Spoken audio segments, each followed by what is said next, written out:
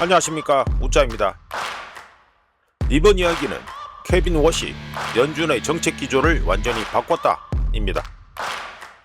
그럼 보시죠. 미국 시간으로 2026년 6월 18일에 있은 FOMC 미팅은 패드의 소통 방식, 데이터 활용, 인플레이션에 대한 사고방식, 그리고 시장의 기대를 관리하는 방식을 재정립하는 계기가 되었습니다. 패드 연준은 6월 FOMC에서 금리를 3.50%에서 3.75%로 유지했지만 실질적인 변화는 제도적인 차원에서 일어났습니다. 워시 의장은 성명서를 간략하게 줄이고 향후 정책 방향에 대한 지침, 포워드 가이던스를 삭제했으며 점도표, 닷 플롯도 공개하지 않았습니다. 또한 소통, 대차 대조표, 생산성, 고용, 인플레이션 해서 5개 태스크포스를 출범시켰습니다. 시장은 금리 인하가 이루어질 것이라는 확신을 원했습니다. 하지만 워시는 정반대 입장을 보여서 패드, 연준이 스스로 만든 말의 덫에 걸리고 싶지 않다는 점을 분명히 했습니다. 전략적 유출이 된 포워드 가이던스. 포워드 가이던스는 이제 단순히 투자자에게 정보를 제공하는 것만이 아닙니다.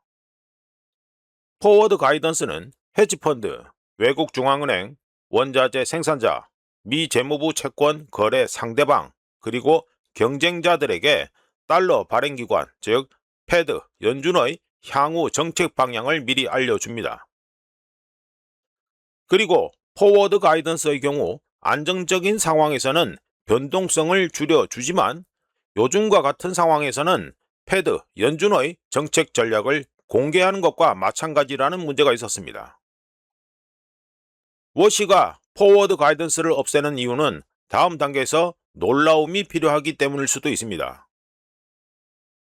만약 에너지 충격이 서비스, 임금, 공공요금, 운송, 그리고 인플레이션 기대로 확산되면서 인플레이션이 지속된다면 패드, 연준은 금리를 높게 유지하거나 또는 금리 인상 가능성을 시사해야 할 수도 있습니다. 하지만 상업용 부동산, 은행, 미 재무부 유동성, 엔화, 달러 자금 조달, 그리고 노동시장 또는 신용경색 문제가 발생한다면 패드, 연준은 신속하게 유동성을 공급해야 할 수도 있습니다. 이런 가운데 정책 지침, 가이던스는 모든 조치가 사전에 발표된 경로와 비교되게 만들기 때문에 패드, 연준의 대응을 더욱 어렵게 만듭니다. 불확실성은 패드, 연준이 두 가지 정책을 동시에 운영할 수 있게 해줘서 공개적으로는 물가 안정을 방어하고 금리를 긴축적으로 관리할 수 있지만 내부적으로는 준비금, 레포, 달러 공급망을 통해 유동성을 확보할 수 있습니다. 달러. 워시의 첫 움직임을 두고 할 수 있는 더 암울한 예상 시나리오는 패드, 연준이 의도적으로 세상을 붕괴시킬 필요조차 없을 수도 있다는 것입니다. 단지 달러 부족 현상이 규율을 가하기에 충분할 정도로 오랫동안 구제책 또는 구제금융을 보류하면 되기 때문입니다. 미국 금리를 전 세계가 감당할 수 있는 수준보다 높게 유지해서 달러 차입자, 신흥시장, 일본, 유럽, 원자재 수입국, 그리고 재무 상태가 취약한 국가들이 압박을 느끼도록 내버려 두면 됩니다. 그러면서 스트레스가 커지면 자본은 지구라는 행성에서 담보가 가장 풍부한 시장으로 몰려가는데 바로 미 국채입니다. 그 결과 강제된 매수가 미국 금리를 자연스럽게 낮출 수 있습니다. 즉, 패드, 연준이 공개적으로 양적 완화를 재개하거나 금리를 급하게 내리지 않아도 세계가 공황 상태에 빠져 미 국채로 몰리면서 자연스럽게 완화 효과를 이룰 수 있습니다. 그런 다음 문제는 누가 달러에 접근할 수 있는지, 어떤 경로를 통해 달러에 접근할 수 있는지, 어떤 조건으로 달러 접근이 가능한지가 됩니다.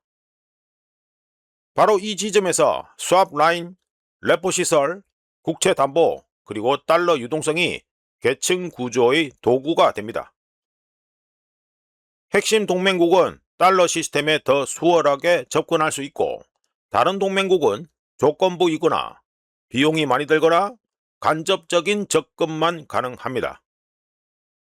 바로 이것이 금융 외교이며 모두가 여전히 패드, 연준이 만들어 놓은 문을 통해 돌아와야 한다면 굳이 시스템, 미국 달러를 공개적으로 무기화할 필요는 없습니다. 물가 안정과 힘. 워시는 인플레이션을 일시적인 유가 충격이 아니라 수년간 지속될 신뢰도 문제로 규정했습니다. 미국 인플레이션은 5년 이상 패드, 연준의 목표치인 2%를 웃돌고 있는데요. 워시는 패드, 연준이 그 목표를 여전히 지킬 수 있다는 걸 보여주고 싶어 합니다. 참고로 미국이 부채를 늘리고 자산 가격을 보호하기 위해 인플레이션을 용인할 것이라고 세상이 믿으면 달러 시스템은 약화될 것입니다. 이런 배경 속에 워시는 금리 인하를 서두르지 않음으로써 단순히 미국 국내 인플레이션 목표뿐 아니라 글로벌 금융의 중심에서 달러의 역할을 지키는 셈이 되었습니다.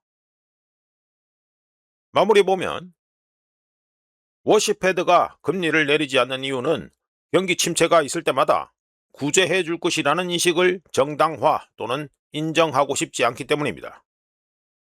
또한 금리를 올리지 않는 이유는 경제가 겉으로 보기에 괜찮아 보이지만 수면 아래는 아직 위태롭기 때문입니다. 따라서 패드, 연준은 통제된 압력을 행사하는 방식을 선택하고 있습니다. 금리를 동결하고 향후 정책 방향을 제시하지 않으며 유동성은 준비해 놓은 상태에서 불확실성이 커지면 시장이 다시 위험, 리스크를 가격에 반영하도록 강요합니다. 스트레스가 충분히 커지면 자본은 다시 미 국채로 돌아가고 미국은 유리한 위치에서 금리를 인하할 여지를 확보하게 됩니다. 포워드 가이던스는 단순히 미국 국내 시장만을 위한 도구가 아니라 지정학적 정보였는데 워시는 그 정보를 테이블에서 치워 보여주지 않기로 했습니다.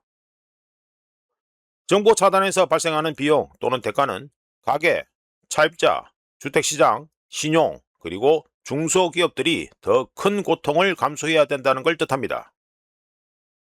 패드, 연준이 성장 둔화로 인한 피해가 심각하다고 인정하기 전까지 말이죠. 지금까지 케빈 워시, 패드의 정책 기조를 완전히 바꿨다 였습니다. 구독, 좋아요, 그리고 회원가입 감사합니다. 다른 이야기로 또 찾아뵙겠습니다.